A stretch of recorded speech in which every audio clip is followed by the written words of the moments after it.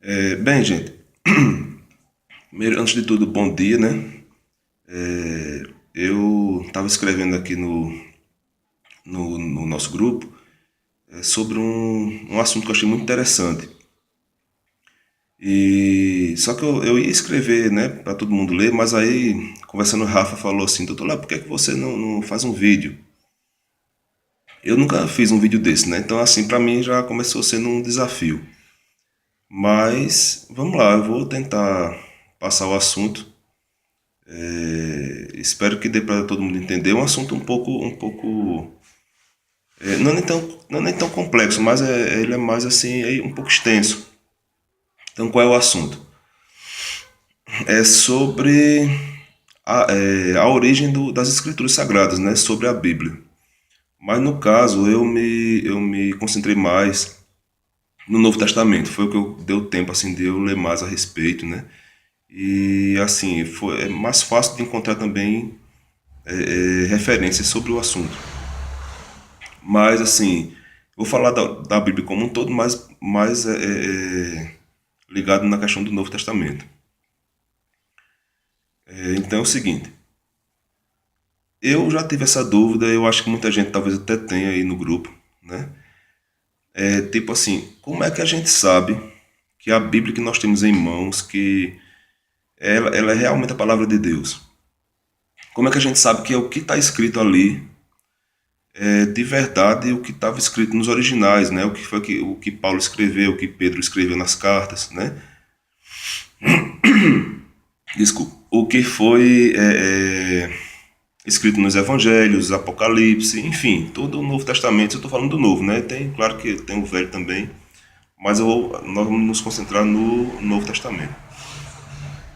Então, falando do Novo Testamento, o Novo Testamento ele foi escrito assim um pouco de tempo depois, né, de Jesus ter ressuscitado e os apóstolos ficaram na Terra, né, e continuaram a obra dele. E começaram a escrever. Paulo, às vezes, quando não podia ir a um lugar, ou então antes dele ir para aquele lugar, ele primeiras vezes escrevia uma carta, enfim. E assim, a gente, até na própria Bíblia, até no próprio Novo Testamento, tem referências às escrituras, né? Até de Paulo. Por exemplo, eu não lembro agora se é primeiro ou segundo Pedro, mas Pedro fala a respeito dos escritos de Paulo. Então, assim, nós sabemos que os escritos de Paulo são considerados também inspirados, porque o próprio Pedro, né, que era considerado o principal apóstolo, assim, ele reconhecia, né, a veracidade e o fato das cartas de Paulo serem palavras inspiradas de Deus. Bom, dito isso, nós sabemos que foram escritos, né, pelos apóstolos e tal, só que os originais mesmo, aquelas cartas, todos os evangelhos que foram escritos, não existem mais. Os originais, tipo, o que é que eu tô querendo dizer com originais? Ó, Paulo pegou, ele veio aqui, pegou o papel, escreveu, tal, pronto. Esse aqui que ele escreveu, esse, o primeiro, não existe mais. Porque não tem como um papel daquela época, né? Não tem a tecnologia que tem hoje, nem de armazenamento, nem de fabricação, então não tem como um papel daquele resistir até os dias de hoje.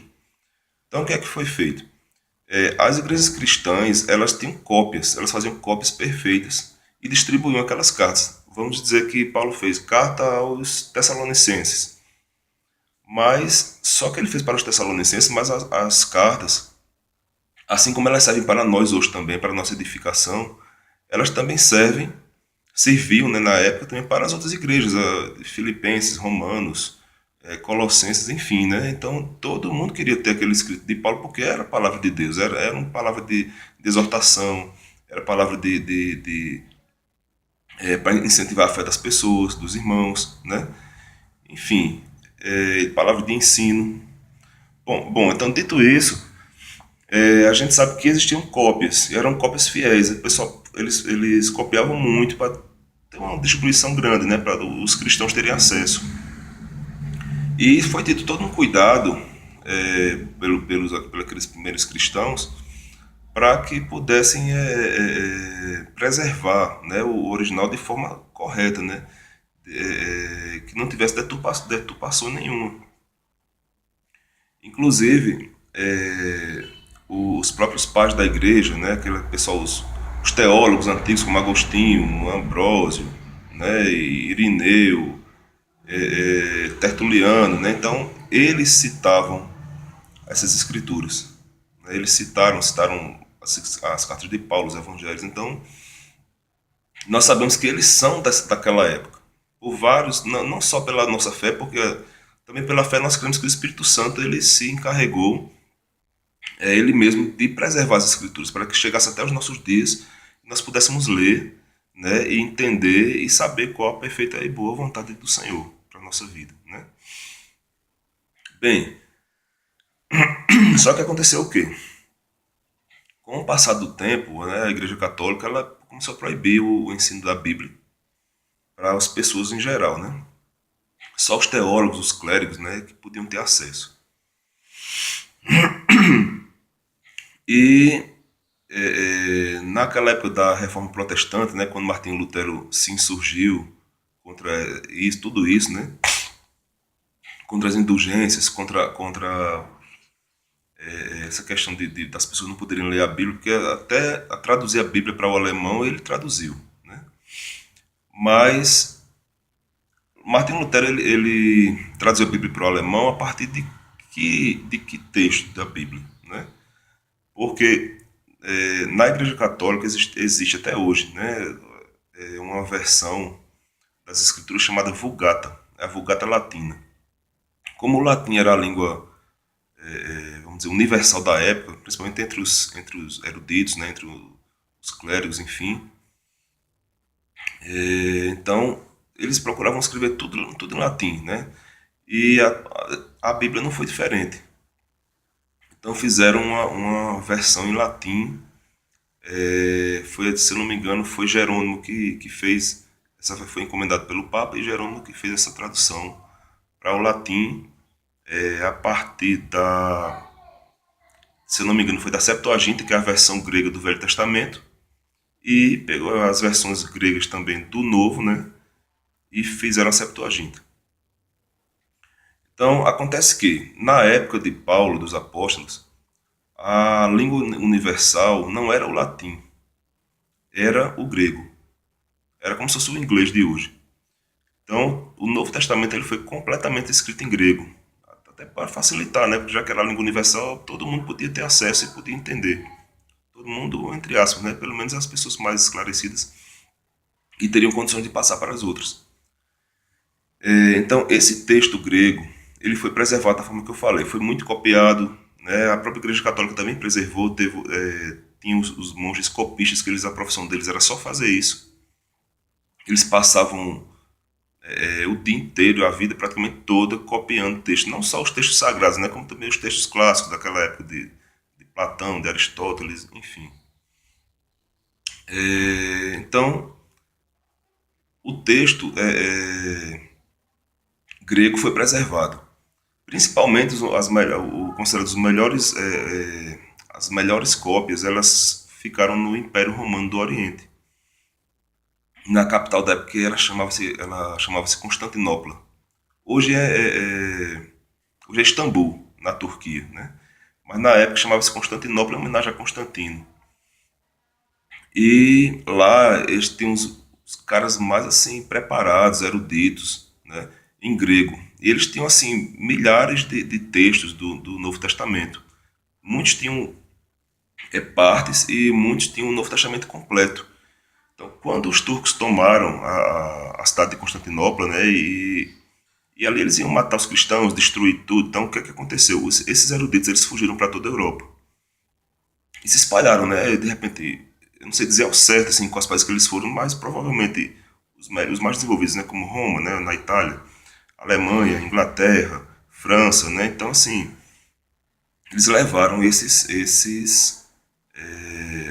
textos para lá e continuaram preservando. E teve um cara que eu tenho certeza que ele foi levantado por Deus para fazer isso, porque a partir dele foi que teve condições de ser feita a reforma, né? Um cara que foi contemporâneo de Martinho Lutero, E ele, um cara que ele era um humanista, ele era um cara intelectual e formado em teologia e especialista em grego, ele era dessas aluno dessas gerações que fugiram de Constantinopla, que eram especialistas em grego. O nome dele é Erasmo de Roterdã. Eu tenho até um livro aqui que tem ele na capa. Eu vou mostrar aqui só para vocês terem uma ideia de quem era o cara. Deixa eu ver se eu consigo focalizar aqui um pouco. Deixa eu ver se vai ficar muito bom não, mas dá para ter uma ideia. Erasmo de Roterdã era um holandês, um teólogo holandês. E ele foi o que ele fez. Ele viajou pela Europa toda, como ele era um cara muito conhecido e tinha muita influência. Ele teve livre acesso a todos esses textos, onde ele quis e as portas estavam abertas para ele ter acesso a esses textos.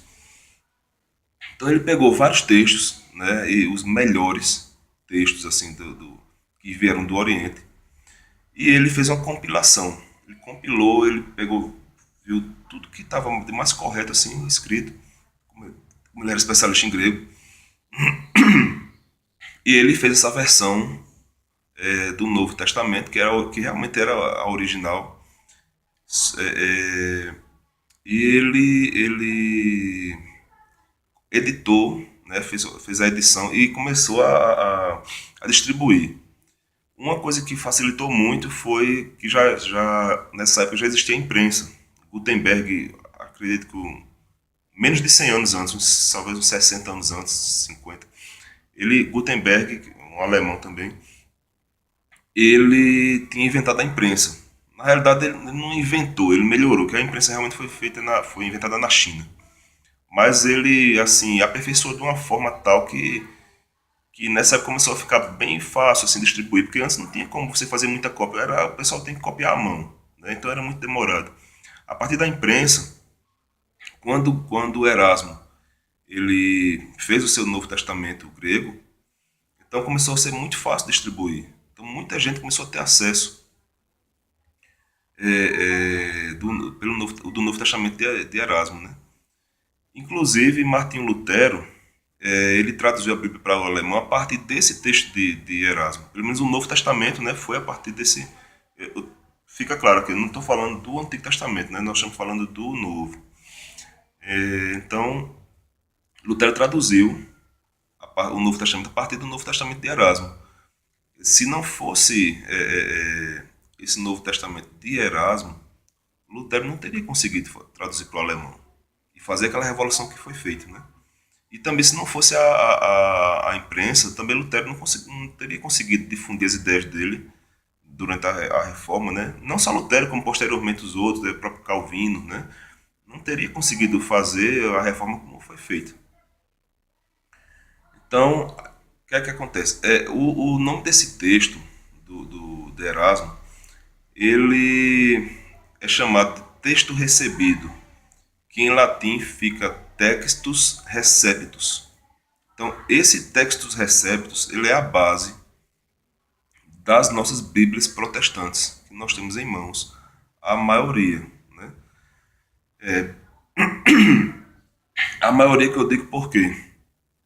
Porque a versão King James, que é uma das melhores, né? Que é foi traduzida a partir dos originais, do texto receptus, nos países de língua inglesa é a que mais é utilizada.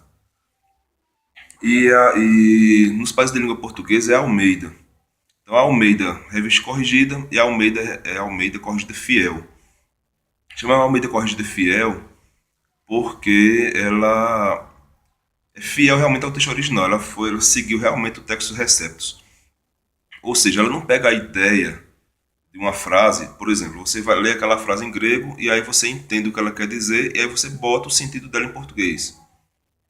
Isso é uma forma de traduzir, que é uma forma chamada forma dinâmica. Mas a fiel não. A fiel ela traduz palavra por palavra. O que é substantivo é traduzido como substantivo, o que é preposição é preposição, o que é verbo. Então, assim, hoje, se nós queremos ter um acesso a um texto mais fiel possível, em língua portuguesa nós temos duas opções. Nós temos a Almeida, Corrigida Fiel, E nós temos a, que foi lançada também há não muito tempo aqui no Brasil, a King James.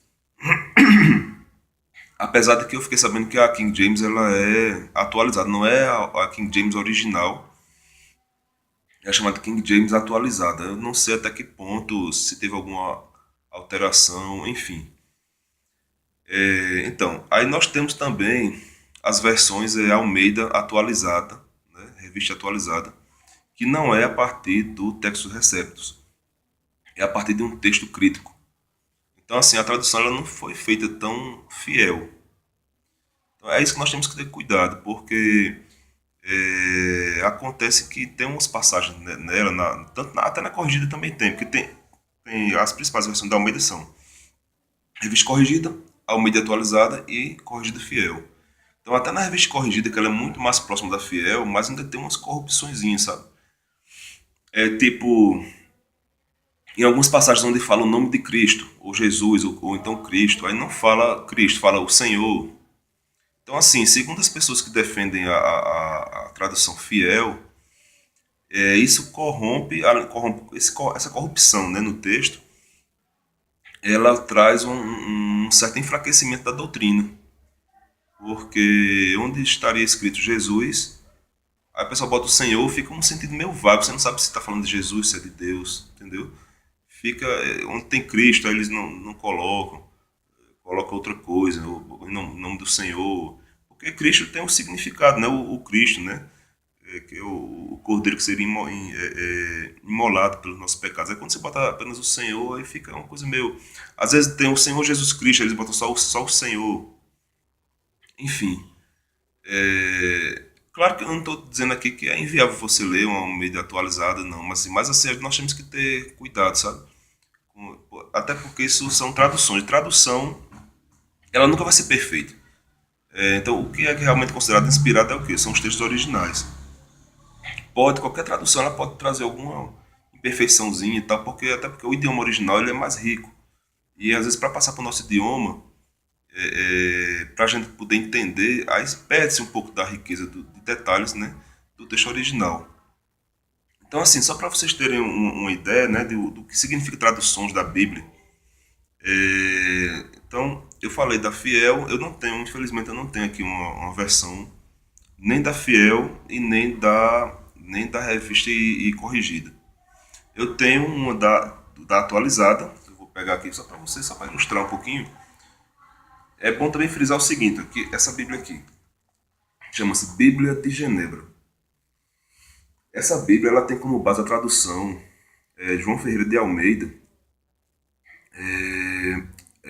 atualizada, revista atualizada. Ela é uma Bíblia de estudo. Então a Bíblia de Genebra ela fala muito sobre da visão calvinista, né, da palavra.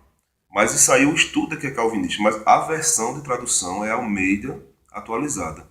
Existem outras versões, né, da Bíblia Almeida atualizada com outros tipos de estudo, inclusive, né?